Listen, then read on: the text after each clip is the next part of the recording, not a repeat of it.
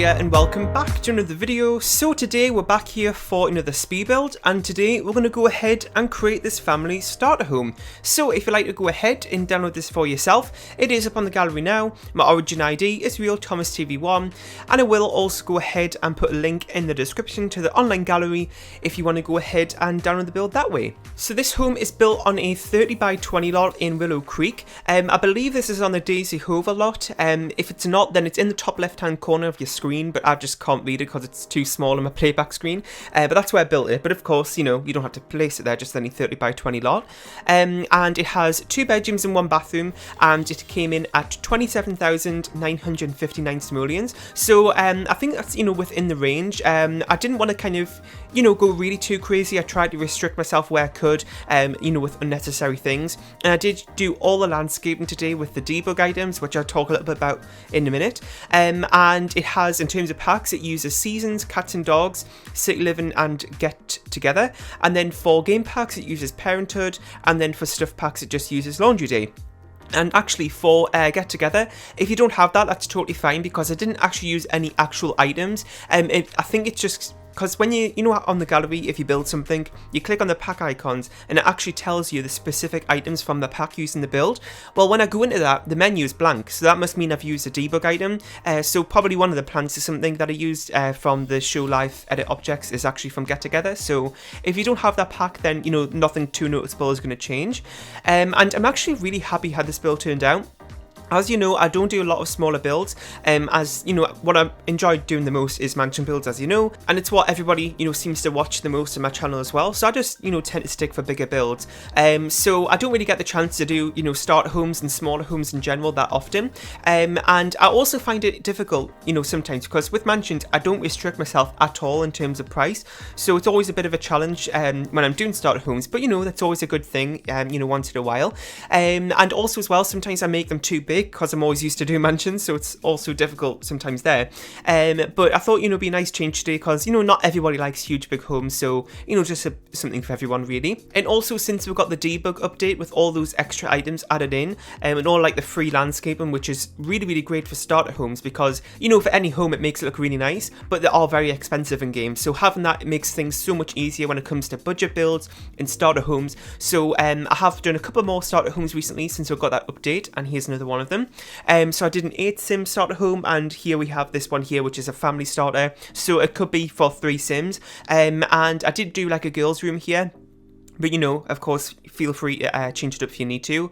And also, this build is play tested. I don't always like fully play test my builds. When it comes to mansions, I normally just have a look around and see if there's anything that I have like doubts about, in terms of like, would a sim actually be able to walk there or use that item or whatever. So things I have doubts about, I normally, you know, check. And when it comes to starter homes, I normally always do, you know, get a sim to walk around everything, see if they can get to both sides of the bed. And actually, I'm glad I did, you know, play test this, because the sim did have difficulty actually getting to the right side of this bed, and also the kids' bed as well, so I'm glad I did check that. And I did manage to get a lot of things into this build, you know, because like I said, all the landscaping was free. So after I'd kind of finished the main things in the house, I think I still had about 4,000 left over. So I went ahead and added in a bookshelf. I put in a kids' toy chest, as well as a few toys here and there as well.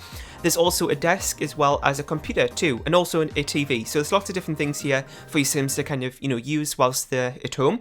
And also the backyard area is really nice too. There's lots of planter boxes. There's also the flower arrangement table and 2 bee boxes, or maybe just one.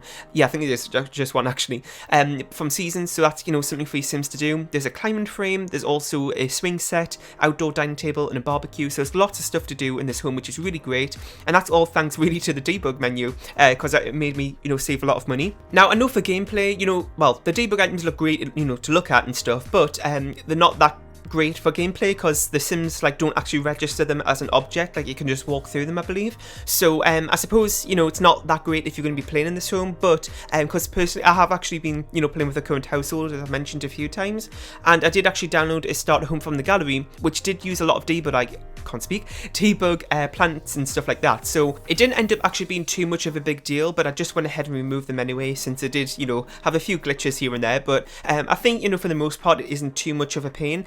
It's just if, you know, just depending how you use the house, sometimes it can be. So I did do a back porch here as well as a front one. I did actually, you know, do those before kind of, you know, doing the interior and everything. And I was starting to get a little bit worried in terms of would I had enough money to, you know, sort of do everything, because I was starting to put a little bit too much detail into the exterior before I'd even started the interior. So I did manage to get everything to work though.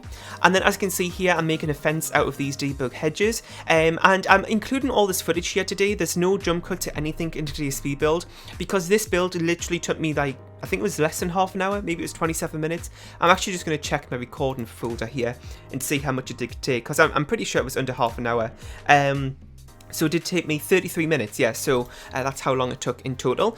And so I went ahead and just included all the footage, even of like the little tedious things which I'd normally take out, you know, like scrolling through the debug items, trying to find things to use. Because I know some people, you know, like to see those things, but also sometimes in my regular speed builds, it can, you know, take up a lot of time. So I normally just cut that out. But, you know, I thought since today this build isn't too long, I'll go ahead and include it. So there isn't really like an access from the front of the home to get around to the back. You have to like walk through the home to get through. But as I was saying before about the debug items, like being able to walk through them, your Sims could probably, I haven't actually tested that, that's just what I've heard though. So if that's true, your Sims could probably just walk through the hedges to the back. So you could just pretend it's a gate, or even just make like a little gap so it looks more realistic. So it was nice to have a look around the debug menu today, because like I was saying, I don't really use it that often. I normally only use it when it comes to starter homes and budget builds, because it's really great for that and still make things look nice. And since I do mansions all the time, I never really feel the need to use it, because I just see the debug items as either, you know, to make things more affordable or for clutter reasons. And as you know, I don't do clutter in my builds. I keep everything, you know, fairly easy to play in. So I don't really feel the need to use the debug menu. All I really use it for in general speed builds is for the cars, instead of sizing up toy cars. I think it's really great for that. So, you know, it was nice to kind of have a look around that menu. I didn't actually use any of it on the interior, because like I was just saying before, I do much prefer to build things that are easy to play in. You know, it's not messy or anything, so I didn't really do that too much on the interior. There are, you know, a few plants and stuff where I could, you know, just use it with a bit of money. So it's not like, you know, totally undecorated, but I didn't go too crazy with it. And, you know, as your Sims, you know, make more money, you could, you know, start replacing the landscape items for real ones, or add more furniture in, and, you know, upgrade appliances and things like that. So I think this is going up on the 13th. I am also recording this on the 13th, and I also just realized it was Friday the 13th as well.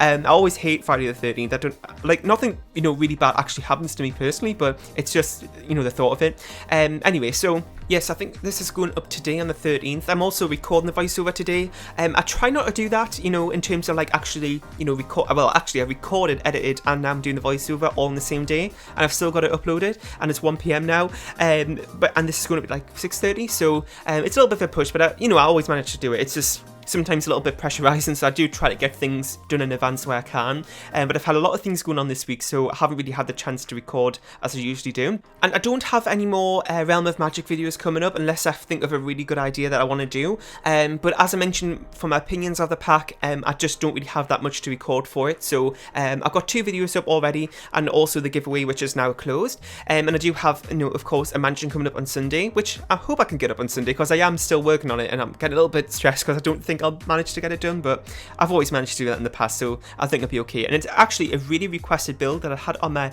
list of ideas for such a long time, so I'm really glad I'm getting around to this idea, which you'll see on Sunday. And yes, that's it for today's build. I really hope you enjoyed. In the comment section down below, let me know about what you thought of this build. If you have any more suggestions for anything else that you want to see on the channel next, that'd be really helpful to hear. Make sure to leave a like, share, and subscribe if you haven't, and you can go ahead and download this build from the gallery. My origin ID is RealThomasTV1, and I'll see you all next time. Bye!